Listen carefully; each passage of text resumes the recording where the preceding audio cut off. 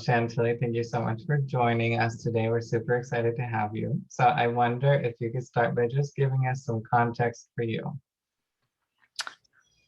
Well, thanks for inviting me, Lance. I am Chantilly. Pronouns are she, her, and hers. Let's see, some context is I like to always situate myself in terms of where I'm located. I'm calling in from my room here in Bloomfield, New Jersey. My family moved here just under a year ago. This is the land of the Lenape people.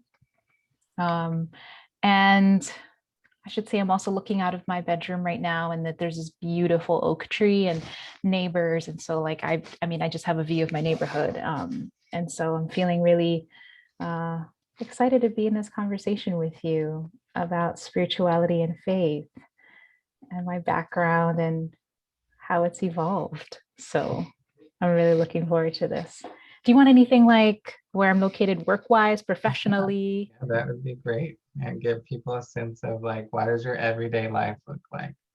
Okay. You're a multifaceted human being. Aren't we all? Yes, but especially you. So I'll start off by saying that I am, I'd say I wake up in the morning, and it is very clear to me that my primary role in the mornings is as a parent. I have two children, a 5-year-old and a 2.5-year-old. And in this pandemic, I've been both working from home and parenting. We live in a multi-generational home. I should also say that. My parents live with me, and my mom cares for my daughters during the day, which allows me a lot of space to do ministry. So where Lance and I met was at Common Ground Church, a church plant of the PCUSA, organized by Chris Romine, a mutual friend of ours, of which I joined just as they launched their first service, and of which I told Chris Romine that I was looking for a new home and that I was a worship director. I was formerly a worship director, of which started our relationship of me leading music at Common Ground Church, and how I met Lance there. So I'm a minister, I'm a mother, a partner, and these days I've been calling myself a budding gardener. Love it. You and Lucas. Yes. So I'm developing my new relationship to land and growing things. And that has been a wonderful evolution, even in my own spiritual practices. So I'd love to talk more about that in our conversation today. Yeah, for sure. Well, I would love if you could just start us off with Chantilly as a little girl and her faith. What did that look like?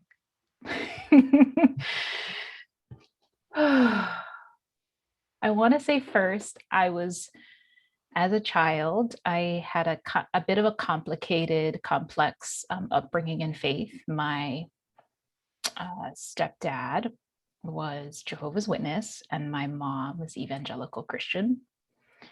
And while they both are streams of Christianity, I'd say their biggest commonality is their, I would say, approach to faith is more fundamentalism.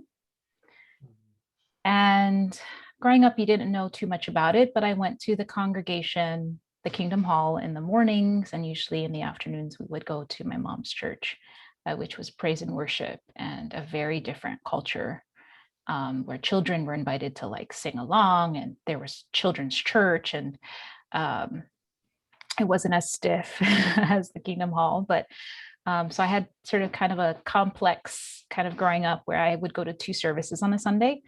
And I dreaded it, to be honest. But I think when as growing up as a kid too, we had to memorize the Bible. So the Bible was very, it was core to our conversations around faith and around, but I was quizzed often on the Bible. So the Bible oftentimes was like I think it was meant to teach us reverence for God's word. And I would say that I carry that in my adulthood, is I have a reverence for the sacred text, the Bible. But I think it was taught to us in a way that I don't know, there's a certain rigidity around it. You're taught to respect it, but it was also kind of a relationship with fear, I think, with the Yeah. Bible. Yeah. Did So you ever do sword drills? tell me that, what? Sword drills where, No. the Bible is the sword, right? And we would have to hold up our Bibles and the teacher would say, the first person who can get to like Revelation 4:12 wins the prize. Yeah. Oh yeah. Oh yeah. So for yes, exactly that. Yeah. They'd give out a text and we would quickly turn to it, and the person who get there the fastest. Mhm. My brother to this day, usually when we've had a little bit too much to drink, he'll like laugh and say, I'll race anyone to name all the books of the Bible, Genesis to Revelation. And we would all just start racing through all of the books of the Bible. And my brother will inevitably win because he was disciplined if he couldn't get there as fast as we could. Mhm. So it's when I say that I wake up every day as a parent, I put my kids to bed and I think about how I want to teach faith to them and how I want their relationship to the Bible to be. Um, and it's an ongoing sort of thing. And my partner and I have decided, who both also grew up in a more fundamentalist tradition, is how do we teach the tenets of our faith and the ethics of our faith and the worldview of our faith in a way that hopefully is expansive and gentle and compassionate and merciful, um, and less what we were sort of raised with. So Mhm. Yeah, um, that can be tricky. yeah, with lots of Especially, therapy, right. you can Right. get But when it hasn't been modeled for us, it's like, well, how do we do it? right. Yeah. So where did you go from, right, being a kid and having these sort of like two different versions of Christianity, but Yeah, both sort of more on the like fundamentalist end of the spectrum? How did you like move through that and then move yeah, out of that? yeah. I'd say a lot of it happened. I mean, when my stepdad and my mom actually separated was when I want to say we were in junior high, and my mom saw just how dividing it was to us in our house because my Mhm. older sister became a very devout Jehovah's Witness. And I leaned on going to the evangelical church, and my brothers just sort of like went with whomever, you know. And so she just made a decision when we were in junior high. I remember when I was like in sixth grade, and she says, we've been pressuring you since you were kids to figure out, and to know the truth with a capital T. Okay, we still call it the truth, and I need you all just to decide for yourself. So we just stopped altogether going, and my mom said, you can choose. And so I remember in junior high just not really going. My sister was driving, so she would go to her Kingdom Hall, and I wasn't at the driving age yet, so I just stopped going. But it was around the time, and I still remember this, it was right when I was about 15 or 16, when my mom had to go to take care of my grandmother, who was really ill and who was at the end of her life. And so she left, and it was during the holidays. I still remember this because I remember not spending Thanksgiving or Christmas with my mom that year. And it was around the time that I was going through a lot of just my mom not being there. I was living with my aunt, who was going through her own health crises. And I remember just for the first time turning to the Bible. Interesting, right? In terms of relationships with the text, like turning to the Bible, particularly, which is every time this, right? It's kind of like, this, Lance, right? Every time you take your Bible, this is not my Bible, you just went right to the middle. You always hit the book of Psalms, right? Yep. Right. And we know there are sort of 5 movements in the book of Psalms, but like I would just open it up and I would just always know if I just laid the Bible flat open, it would guide me to a psalm. And I was about 15 or 16, and the psalm would always just speak about like this yearning and this sorrow and this emptiness. And I Mm. felt that as a 15, 16-year-old. I felt that because my mother was in another country taking care of my grandmother. I couldn't speak to her very often. My aunt, who I was staying with, was going through these serious health crises. And my best friend was just going through a traumatic, DV situation.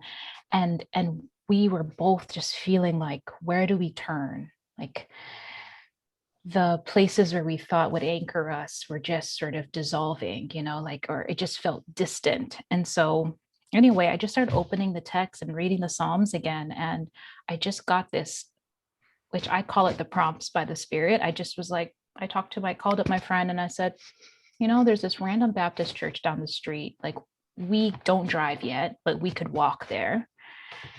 And he was like, are you serious? I was like, I know, I just haven't stepped into a church since I was like junior high, and now I'm in high school. But I really think we need to go to a church. And so walked up to the last row of this Baptist church. And I still remember the scene. I remember music happening. I remember the minister saying these lines that I'll never forget in the back as a teenager was, there's nothing that you are going through or you feel that Jesus has not felt himself. And there, like, Jesus sees what you're going through and sees you. And for like, literally for that moment, it felt like perhaps someone sees and sees me and Mhm. sees this pain and the suffering that I was experiencing, that my best friend was experiencing, the grief that I felt, and the disconnection from my mom, who was like the anchor of like my day-to-day existence, right? Mhm. Feeling alone. My sister was really deep into her faith, and because I wasn't a devout Jehovah's Witness, it was almost as if in that tradition, it was like you sort of like kind of separate yourself from people who are not of that tradition. So my older sister, who I would have leaned on, wasn't there. I was very angry and resentful about that. I felt really alone. And then for someone to say that perhaps God sees me and God has felt what I have felt. Mhm. Like, no one ever told me that growing up as a kid. I get emotional thinking about it. No one ever told me that Jesus suffered. Jesus knew what it felt like to be alone. Jesus knows what I'm feeling. I walked up that aisle and I walked up and the minister looked at me and could just see that I was carrying so many things and immediately said, "Oh, daughter, oh, you're carrying such heavy things." Mhm. And I was like, kind of like crying. I was like, I didn't expect this at all. I just felt like I was opening up again the Psalms in the morning times, leaning on these poems that felt so that I could relate to. Like, it was as if these words were speaking to me. And then that prompted me to go to this Baptist church. I never joined that church. The thing that's interesting enough is that I'm actually very much in my head about these things, because I said I'm not going to go back into what I knew.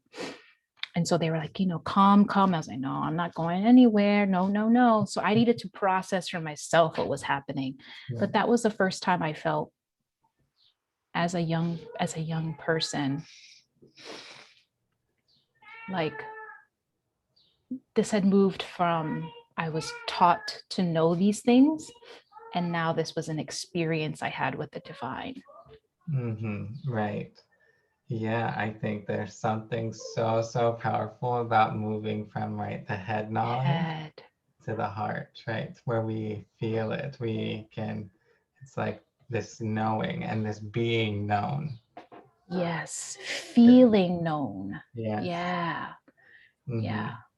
There's a mirroring that happens, right? Like, I think, so much of our life is about mirroring, and especially as children and then in our adolescence, right? We need people who can look at us and who can sort of help us see ourselves. Hmm.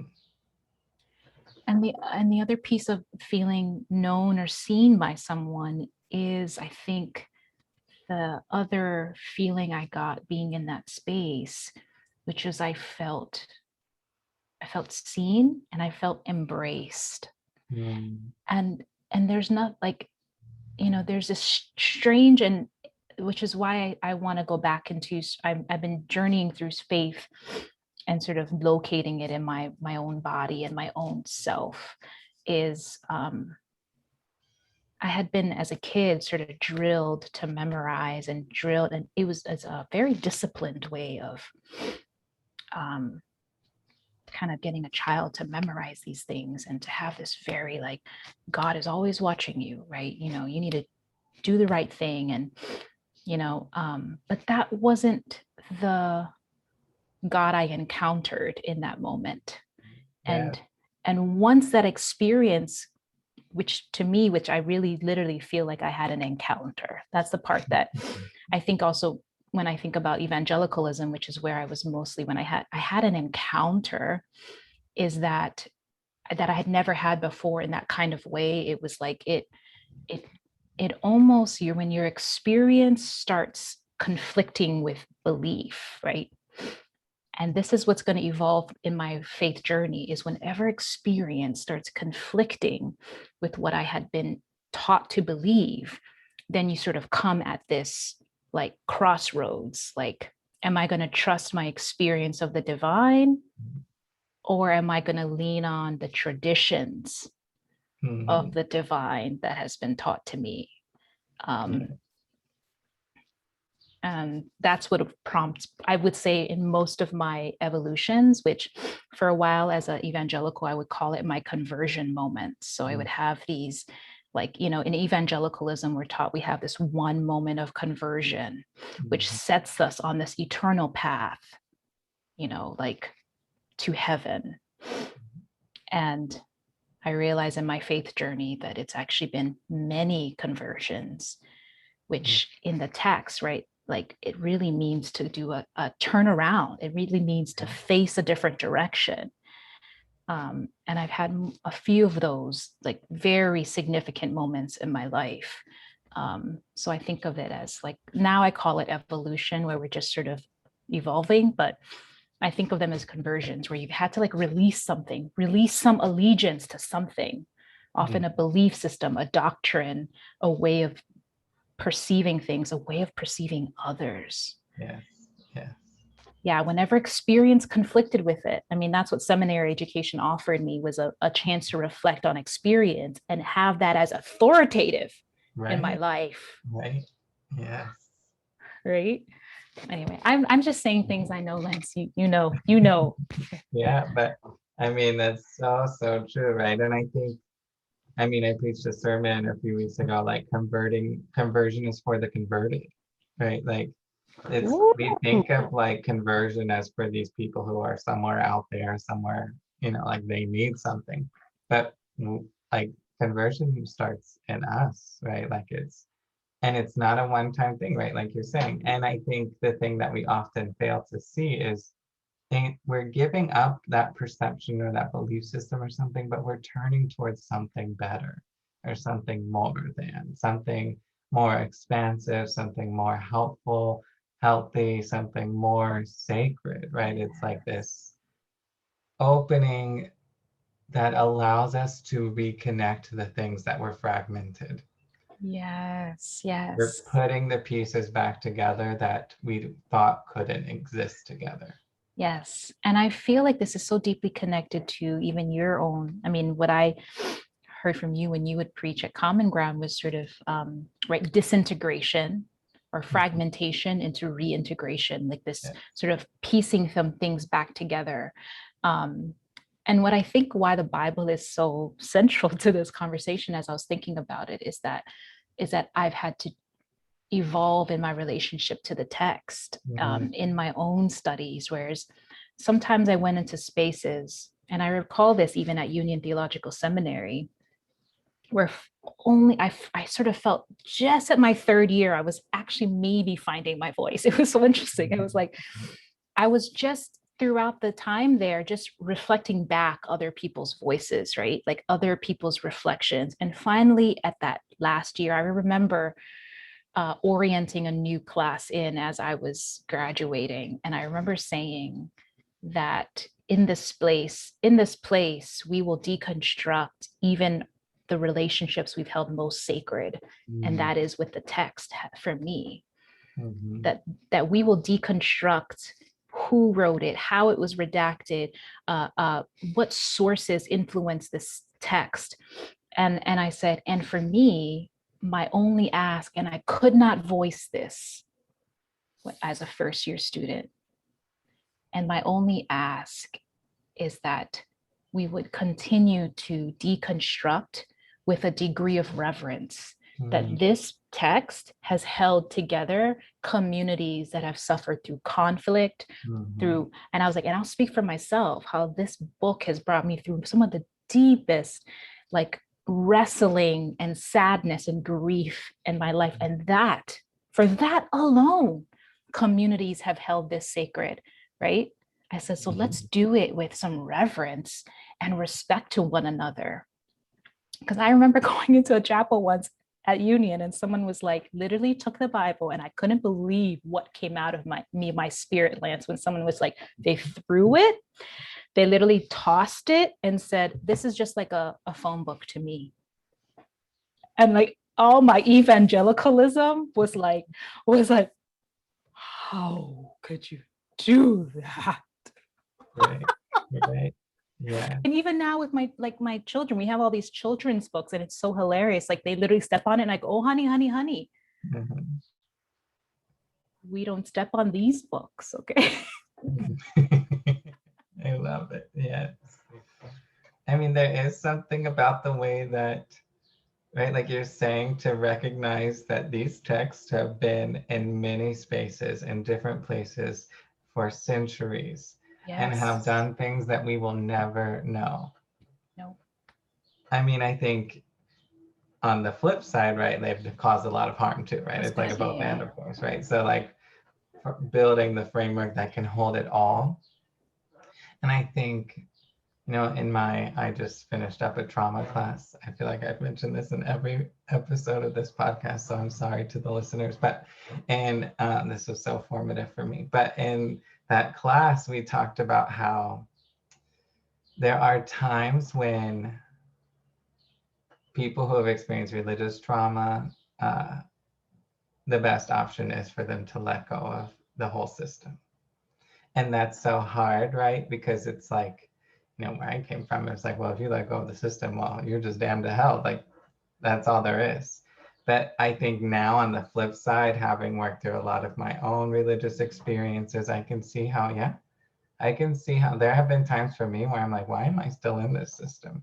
This system is painful. It feels like I'm constantly having to like navigate things with people. And even, preaching every Sunday, I'm asking these questions of the text. Like, this piece of the text feels so helpful for me, but this one line, this line is really painful to read. It's hard to sit with that. And I mean, so I've even had to develop my own, like, how do I work through the text and how do I hold it? And, for me, I love the Bible. Like, I don't know if I will stop loving it, because it has, there are moments where I do open up a passage that it's like I read it totally different now, but I remember being a teenager in those Psalms. Maybe I was a little dramatic, but what's the line from one of the Psalms, like, my tears are my food day and night. I was like, I feel this. Like, it just felt like days, it's like, now I was going to say, it's like dashboard confessionals when I was in high school or something. Yes. And I feel like, I didn't expect to sort of go on into the Bible, because what I literally, when I prepared for this conversation, I was thinking about how faith has changed, and that it's this relationship to the sacred has changed. And I literally prepared, like, to say that for so long my faith was about an otherworldly faith. It was like, I would always be taught, you need to be in the world, but not of the world. Oh, for sure. Oh gosh, right? Like, I had a And t-shirt with that on it. did you? Yeah. Right. And it was just this underlying belief that somehow we were the messengers of truth with a capital T, Mhm. and that it was sort of our duty to bring it to the rest of the world, because attached to truth is salvation. And attached to salvation is we're hanging on eternity. This is eternity we're talking about. And so I was thinking about how much my faith started about off with being about feeling like we are part of the chosen few Mm. that had the truth, had to share it, um, and that we had to also live our lives in such a way that would make us distinct, set apart Yep. from the world. Okay. Mhm. But whenever we said the world, right, the world always had this connotation of being worldly, Mm. corrupt, immoral, impure, Mm. right, and sinful, of the flesh. Oh, flesh. Flesh had such a negative connotation, right? Yep. But it was always this binary, right? Spirit, spiritual, eternal, earth, temporal, sinful, fallen. How many times are we taught the fallen theology? The Yeah. earth is, the world is fallen, Mhm. as if can't be redeemed until the second coming of Christ, right? Like, right. So this is what is taught to us, and this is what is alive in us. We're the chosen few, right? Like, we cannot be in. We're in the world, of course, but we can't be of the world, right? So there's this purity, or this holiness tradition, right, that sets Mhm. us apart. Um, and this separateness is really what I think fragmented my spirituality. It in efforts to be holy, I think we we carried the perception that everything outside of the church was desecrated, like like that whatever was outside was corrupt, you know. um so, like, when I quote unquote was born again, like, it was like I stopped listening to my secular music, Yep. I Yeah. dressed more modestly. I only hung out. I didn't have my co-ed groups in the same way, because genders Mhm. were always separate, And there were only two genders. and there's only two genders, exactly, right? I stopped hanging out with my friends, like, everybody knew the moment Chantilly became born again, because my friends still remember it. They're like, yeah, you just stopped hanging out with us. You were like holier than thou. And I think, wow, like, the evolution of faith is like such a shift now, where um my faith is so much about this world. My spirituality is so much about this world. Mhm. um like, I'm looking outside right now to this, like, oak tree that's been, who knows how old this oak tree is, and yet I feel like I'm experiencing sacredness everywhere, Yeah. plants everywhere. Mhm. Like, I see my children and I see what a miracle they are, and I think, oh, when we start seeing the divine everywhere, when we start experiencing God in everything, human, non-human, animate, inanimate, what inevitably happens, which is happening to me in my own spirituality now, is we start ascribing dignity. Mhm. Yes. Divinity and dignity are like so deeply connected to me right Mhm. now, Mhm. because when I'm honoring God and my children, I must treat them now with a degree of dignity that we were not taught to treat children. Right. Yes. You have your own ideas and plans and thoughts. I am not in control of you. I am not, I don't have dominion over you. Right. And then it starts changing the way I see them, the way I listen to them, the way I pay attention to them. Similar with the plants that I'm growing. If I start seeing the divine everywhere, I start, like, talking to them. How are you doing today? Oh, look at that leaf. Look at you, just right? Like, and then all of a sudden I start ascribing all this dignity, all of this like agency and power, really. And you start noticing that I'm finding this happening everywhere I go. Mhm. It's literally, I was like, and I hope and pray that this is really an expansion into God and into the experiences of the divine. But I know something is changing in me, because back to that moment when I walked into the Baptist church, I get those holy moments now, walking to the nature preserve and looking at the geese and going, huh, what do you see, geese friends, that I don't see here? Like, Mhm. there is such this reverence. I didn't expect that to happen. It just evolved over time when I started letting go of the binaries. I'm Yes. not on my way to another world. No, no, no, no, no. Actually, the reign of God is right here, Yes. is is the life force that brings up this little seed. And all I do is provide the conditions by which, and it literally on its own, in its own power, germinates and grows and reaches up for sunlight. And I start seeing spirituality as this mysterious cooperation between all things. Mhm. And that's the journey I'm on, is just understanding the deep connections and cooperation between life down to its cellular level.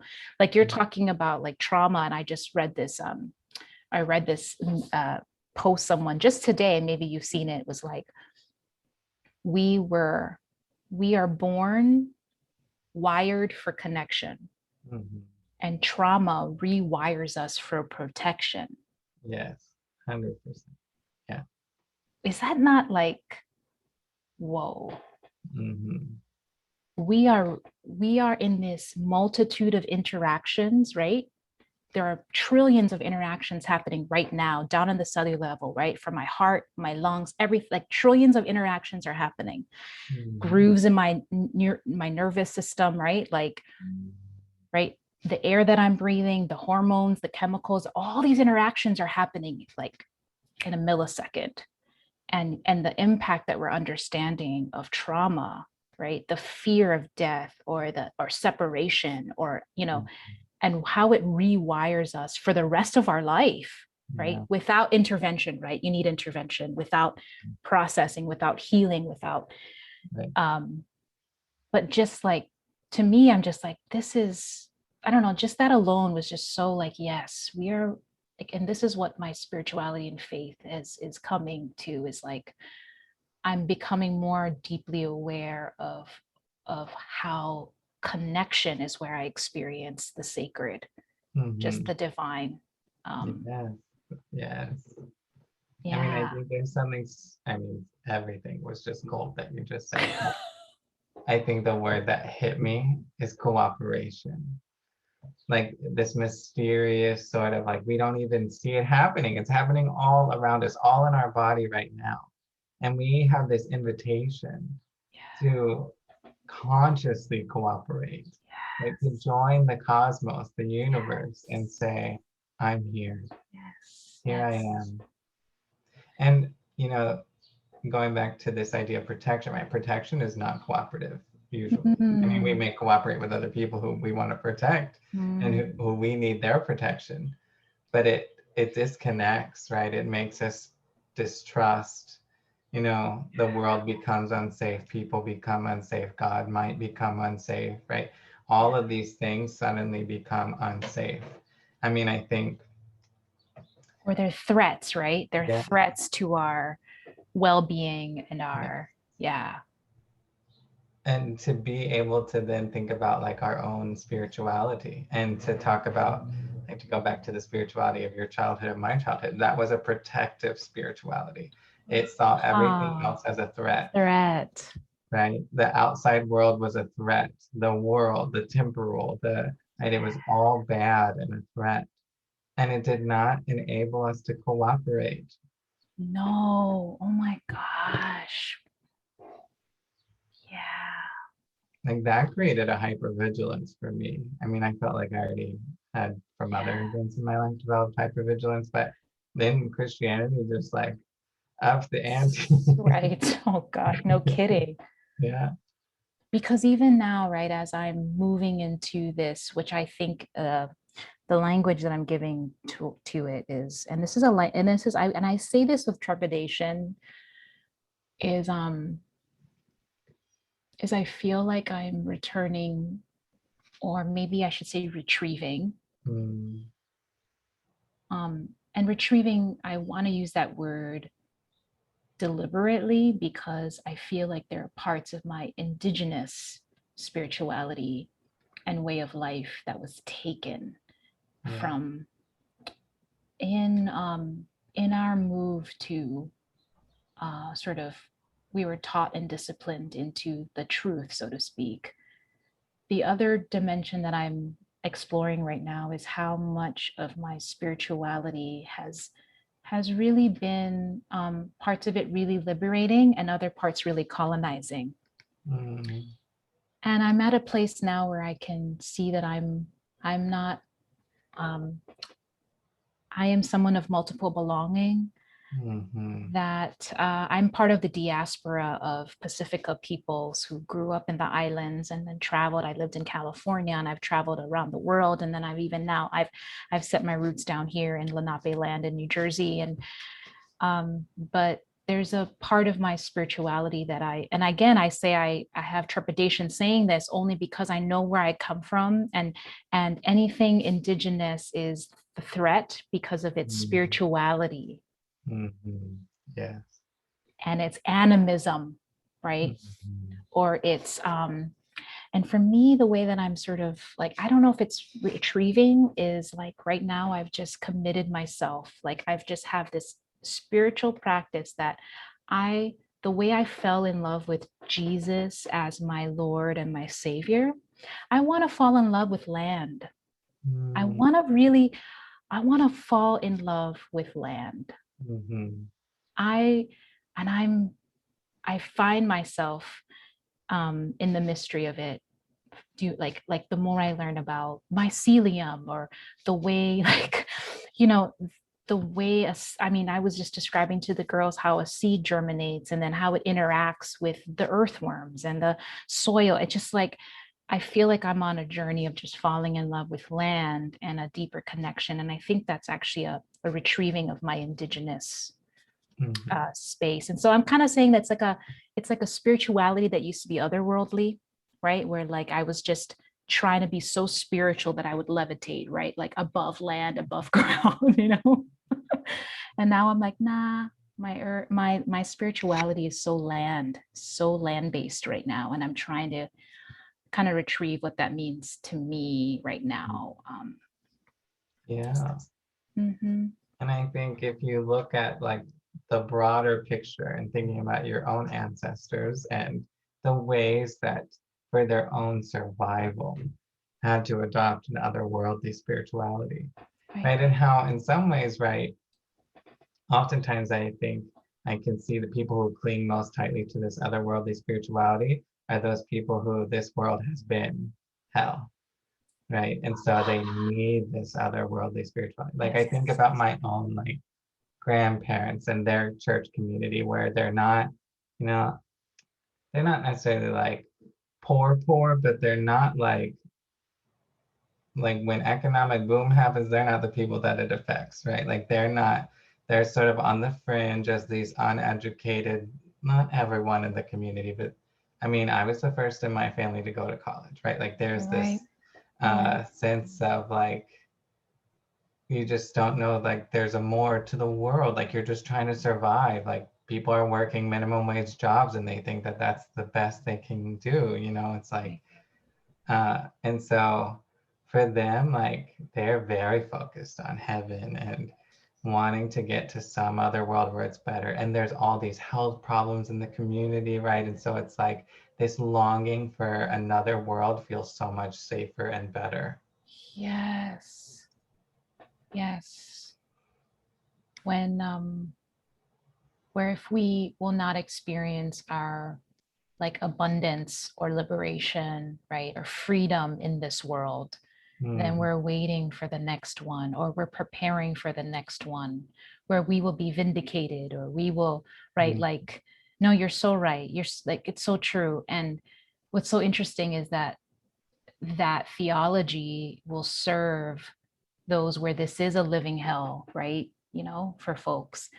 And I think this theology also served those of extreme power and wealth too, right? Because so this is the other piece of faith and spirituality, that whereas I was thinking that I was studying the text and studying first century Judaism, and what they're really teaching me was sort of historical political forces, that shape certain worldviews. And I think the piece that when you share about that, Lance, it makes me think about how we are fed these theologies in the system to continue it in many ways.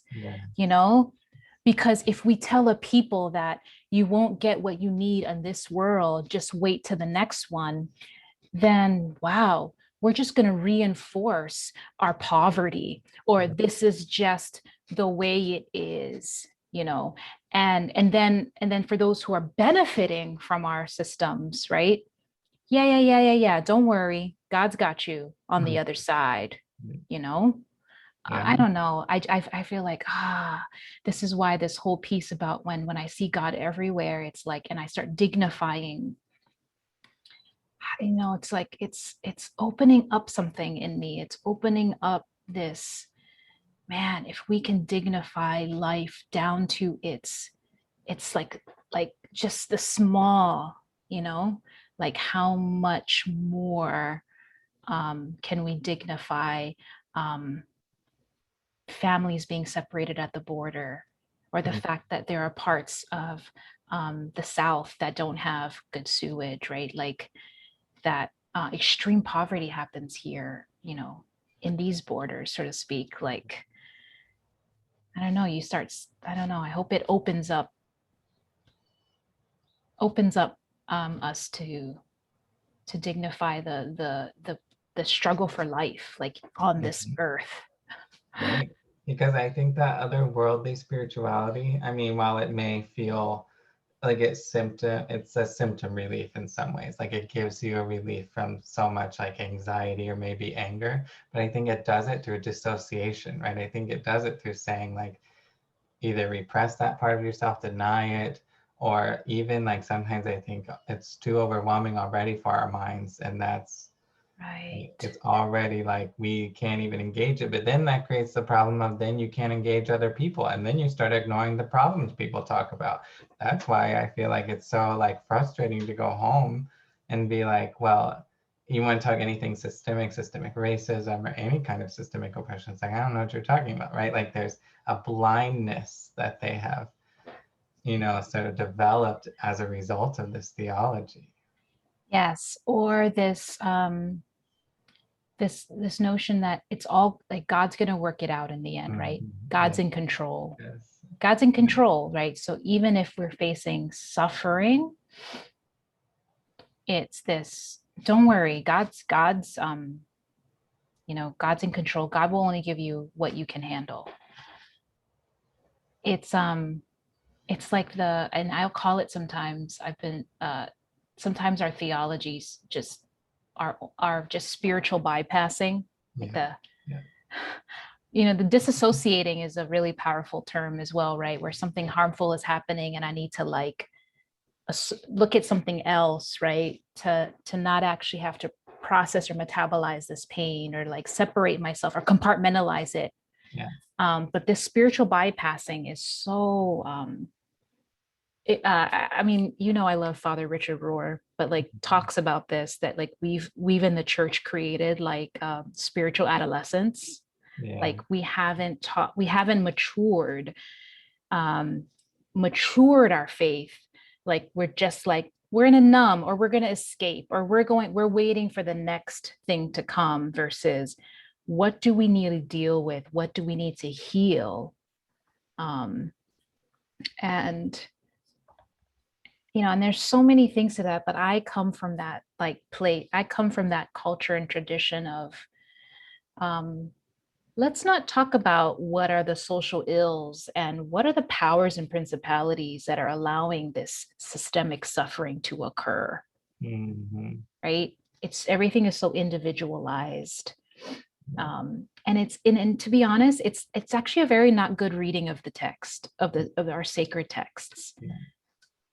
We've so moralized and individualized our faith, but it's, to me, I'm like, the more I read the text and studied it in its own a little bit of in its own sort of historical context, the more I was saying this has so much to do with this collective we than this, singular you or me, or that the way we read the text and how we've individualized Jesus as the savior of my soul, um,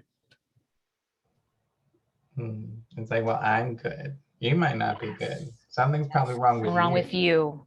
Yep. And Mm, that's just shame. Like yeah. at the end of the day, it's right. I can't really handle what you're bringing to me, so I'm going to shame you and make you the problem, and then we're done. I can go about my day. Or just confirm that, like, this is really right. We're not even taught. I love to think about how we shape, and maybe you're already in this, and maybe I'm thinking about this for common ground, is like how do we not spiritually bypass or right repress or push away, but go, you know what, I got to sit with that discomfort, I got to understand that a little bit more, because I want to be in a space where we're growing and we're healing and we're dealing with this kind of stuff, right? Versus oh, God's in control, right? Like the, oh Mhm. yeah, Yeah. in the end, right? Like it's like this, in the end, God's going to make everything right, you Yeah. know. Yeah. Yeah. I'm in the process of like writing a funeral right now. It's Mm, like, how do you not? I feel like I'm reading through the liturgy. I'm like, oh, this just sounds, not all of it, but a lot of it can easily just become spiritual bypassing. Right? It's just like, well, resurrection will happen in the end and everything will be all right. And so you don't really need to be that sad about it. right, right. We don't really, I just feel like we don't give people tools to deal with emotion, right? And emotion is really, they're just feelings. It's what's happening in our body. That's all it is, right? It's our brain and our body. It's the way that they're processing information. That's the stimuli around us. Right? And so like it becomes, we just become these disembodied like brains that don't know what to do. Right, right. And it's like so symptomatic, right, of back to kind of why I'm like retrieving indigenous wisdom, is because it's so body and land centered.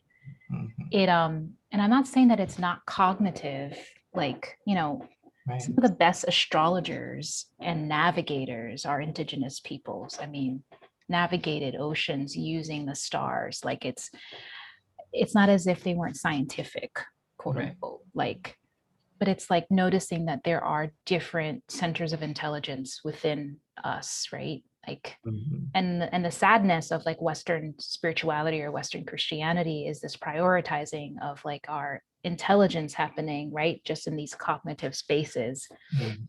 um, but it's fact, but when you are with children and raising children, I mean, they're I remember reading from this positive parenting book that uh, so much of what an infant learns is through the emotional field that is created.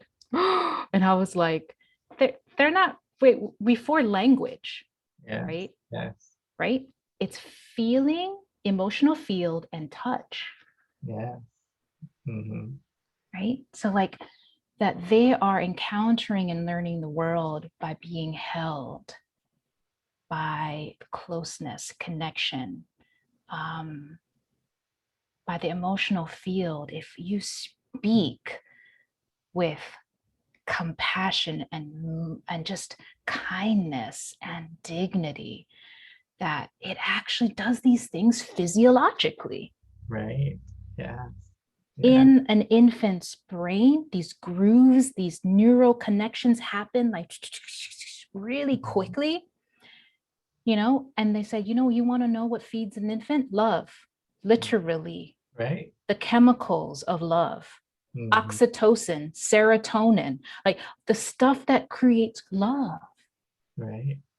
And I'm telling you, when I understood that as still I'm, a new parent, like that, it felt to me so divine. Like I felt like I was getting like another re-education in what spirit and God, that it's like even in our hardwiring, we are wired from the moment that we're born for connection, emotional connection, touch. um, and now that I'm a plant parent, learning that plants respond to kindness, Mhm. I'm like, is this not hardwired in everything? Like, speak lovingly with loving kindness Right. Right. and see things grow right before your eyes. Mhm. When I'm thinking about just to feel, right? Like, oh, I'm in my mid 30s now, and I feel like I feel literally, I'm feeling. I'm Yeah. really, and I'm putting language to it now, right? Yeah. Yeah. I'm putting language to it now. Whereas before it's like, yeah, you felt a lot of things, but you didn't talk about it. You didn't name it. Now I'm starting to go, oh, there's names for these feelings. Right. We don't have an emotional vocabulary. It's and it's so hard. It's like, it really is a different way of being to have to slow down. And then I think that's the other thing. Emotions are not the fast pace. Like Oh, you can't just respond quickly, right? You have to actually get in touch. I mean, for me at least, I feel like I need oftentimes to slow down. Like I'll have a conversation and then it will be hours later and I'm like, oh, this is what I'm feeling about that conversation. And now I know. yeah. And I think like for me, why uh this whole notion of, yes, my spirituality is very this worldly, this body, like it's like, so just thinking about spirituality as a deeply embodied experience, and not as if spirit is separate from my bodiness. Yes. So Yeah. spirit is not separate from my feelings, spirit is not separate from my body and touch. Spirit is to me now the cooperation of all of these facets, of life, of the dimensions of being not just human, but another creature in this like vast biodiverse planet. Like I'm even at a place now in my spirituality where it's like less human centered, where like Mm. as long as humans are thriving, actually no. Right. I was like, no, my spirituality now isn't just, can humans survive climate change? Like I do want, I was like, but I'm actually now becoming more in love with like land, that I'm like, nah, I really want so many of us siblings, human and non-human siblings, to survive climate change. Right. That's spiritual too, right? It's Yes. not, I think that's the part about the integration, reintegration, is that like for so long it was just so binary and separate. And now I'm just feeling like I'm tingling with like this, all of this is, and I don't know if I even have the right language yet. And as I go into deeper into my own indigenous knowledge and culture and practices, maybe I'll develop sort of language for it. But it's like this, I feel aliveness when I can sit long enough to feel like literally in my body a connection to creation. Like I was just watering, because I knew it was going to be a hot day, and I'm watering it. And I recalled one of my friends who's also a teacher of mine who said, every time you turn on the water, do you know that in this closed system of our planet, everything we drink has and touch in water used to be our ancient ancestors touched the same water and drank from the same waters, and it just is part of this life cycle. It evaporates and gets put into there, and then it rains. Like everything we have in this planet is this closed system. It all comes back, you know. And so I am watering my plants and the grass, and I'm getting like the move of the spirit, which, you know, in Pentecostalism you just go, I feel the spirit here. But I'm just, it's just like this like everyday ordinary thing, and I'm feeling the sacredness of what it is to put water to these plants, to know that it's going to go there and then it's going to nourish me. And I ate my baby greens today, you know, from my garden, and I felt like it was such a sacred act to eat my baby greens. Like I was Yeah. thanking them. I said, you know, I've watched you grow, and I'm just so grateful that you get to nourish me now. Like I'm giving thanks. This is really another way Yeah. of giving thanks, right? Yeah. Eucharist, give thanks, like communion, union. um and I was like, this, maybe this is what's happening in me. I don't have a lot of language for it yet, but it's just happening. And I know it's happening because it's, I'm feeling it. Like Mhm. it's not like this intellectual exercise. Right. Like I'm actually feeling reverence. I'm feeling the dignity of what is happening here and the sacredness of it, of water and this regenerating of life.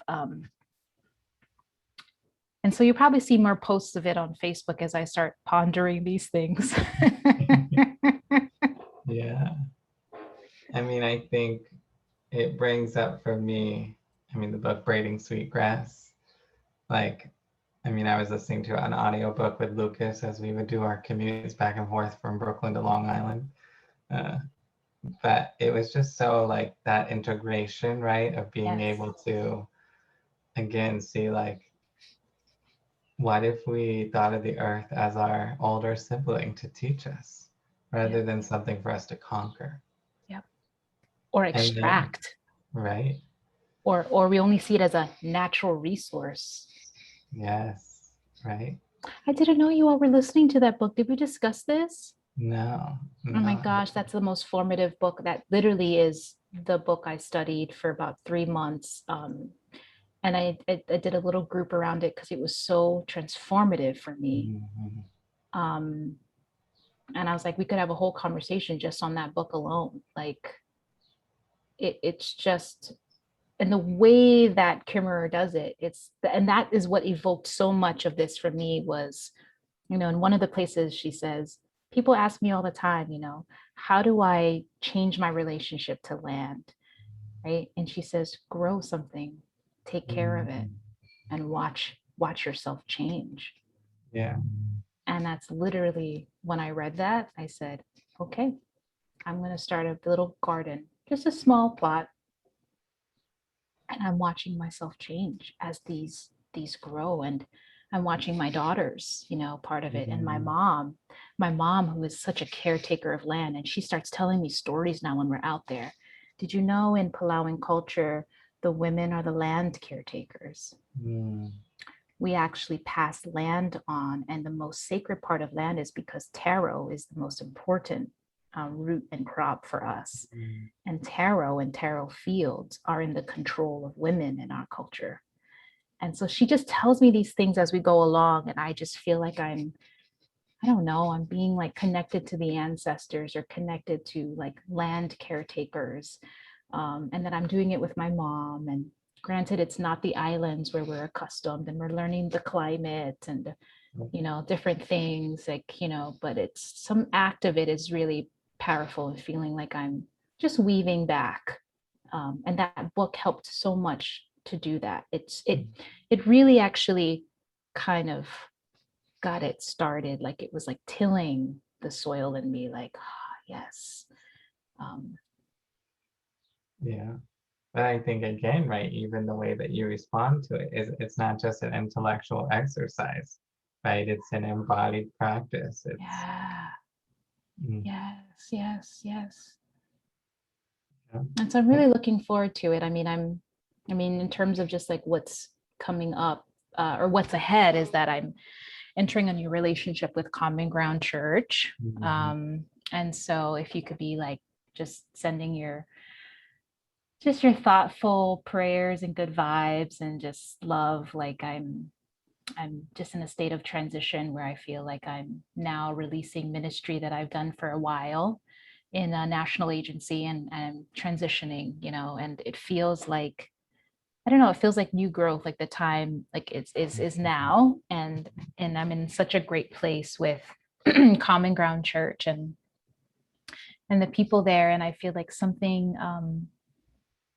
new is happening, or just something both old and new is happening. It's not as if, oh, not to quote the Bible, like there's nothing new under the sun, but like, sorry. But that there's something really beautiful happening in that community, and I'm grateful to imagine just a different role there, and imagining a new sort of chapter where I get to kind of deepen my own indigenous research and learning and writing, and also being in a community that is open to yeah. So It's such a gift, I think, certainly for you to have common ground and to be able to do that, but also for common ground to have you in that capacity. mm, Because I know it's going to be an amazing journey. And I know, I mean, you're already like there, you're already changing the world there, right? And I think it's only going to open up so much more. So thank I'm you. excited. I wish I Thank could be you. there. You kind of are. I feel like we'll always be connected, but I would love to, I appreciate this time to reflect. I know you had other questions and I'm not sure if I answered them, or I know No, we I kind of mean, go in and out, but yeah. Well, I think, I want to be sensitive to time. So I like to end with this question, and I haven't been asking people beforehand, which I actually like because it makes them have to think on the spot. okay. Uh, but as you reflect on your own journey, what do you feel like? There's obviously multiple things, but what is one thing that you really feel like if you could just give to someone and say, this is something that got me through? What is that one thing you would want to give?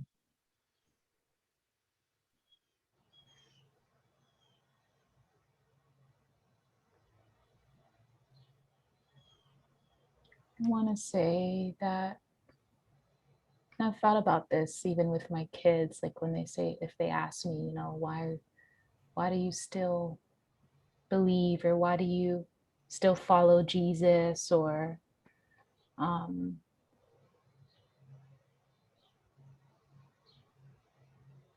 and my first like inclination in my gut is to say, um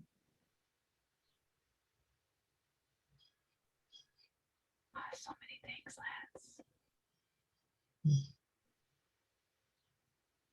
It's that I feel like in my faith, I feel like through Jesus and the story of Jesus, and when I look around creation, the mystery and majesty of creation, I think it matters. You matter, and we all matter in this mystery. It's like every bit of it matters. Mm, I don't know. That's what's coming up for me. yeah. Yeah. And You I think it matter. connects to everything that you've been saying, right? That like matter matters. Matter. Woo! Yes. It, Yes. it all matters. Matters. Yeah. Or like, I remember when I first heard Richard Rohr say, it all belongs. Yes. It's that same spirit. It's like Hmm. the more I journey with Christ as the presence of God manifest in all things. Now that's my relationship to Christ, is in this cosmic life force spirit way. Is that Hmm. I start, when I said I'm starting to dignify things like rocks. Like, like rocks are so fascinating. Right, but when we start dignifying, we realize it matters, right? Like, which is why when I used to chant Black Lives Matter, and now I walk around and I hold it in my heart. Black lives matter. Hmm. Right. LGBTQ trans lives matter, right? They matter. Life matters. You matter, Lance, right? I matter. It's just this sort of, not like, I don't want to go into all lives matter. You know what I'm saying? I really want to not say that, but like, what is faith and spirituality? Like, this matters. You matter. Yes. And it all belongs. And it all belongs. And I think as we find, like how the rock matters, like we see how each other matter, right? Like we just learn we're just other iterations of nature, right? Like we start to see how we all fit. My gosh, yes. And this cooperative, mysterious life, of like saying, did you know that, it's really actually my 5-year-old who watches all of these nature shows. She's like teaching me these things.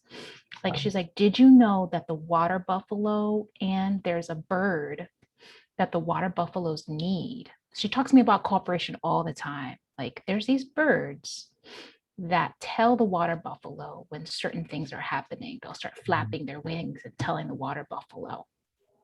Like, all this amazing cooperation that's happening in and around us. But it all matters and it all belongs. Yes. Yes. Well, amen. Thank Thank you, you Lance. so much, Chantilly. This was a pleasure as always. Thank you. Thanks for And that. if people want to connect with you, how could they connect with you? I guess the easiest place, which is would be Instagram at Chantilly Mers or at Reverend Chantilly. I have 2. But yeah, they can follow me there. That's where I'm posting those things. But Well, thank you so much. take care. You too.